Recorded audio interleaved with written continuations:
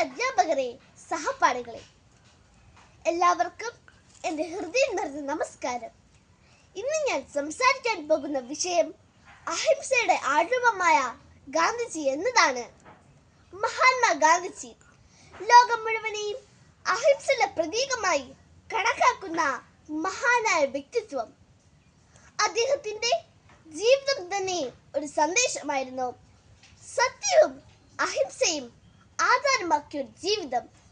ദക്ഷിണാഫ്രിക്കയിൽ നിന്ന് ആരംഭിച്ച് ഇന്ത്യയുടെ സ്വാതന്ത്ര്യ സമരത്തിലേക്കുള്ള ഗാന്ധിജിയുടെ യാത്ര ആയുധങ്ങൾക്ക് പകരം സത്യത്തിന്റെ ശക്തിയാൽ നീതിക്കായി പോരാടാമെന്നത് ലോകത്തിന് പഠിപ്പിച്ചു.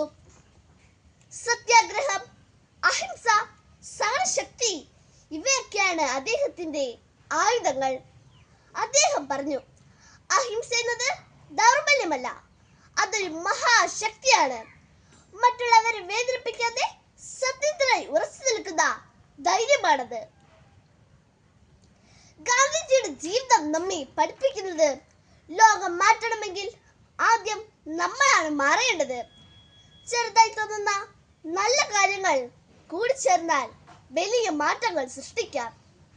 അഹിംസയുടെ ഈ സന്ദേശം ഇന്ന് പോലും അത്രമേൽ പ്രസക്തമാണ്.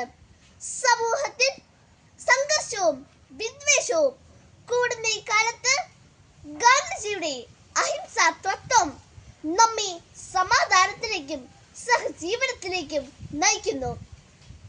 അവസാനമായി ഗാന്ധിജിയുടെ വാക്കുകൾ നമുക്ക് ഓർക്കാം.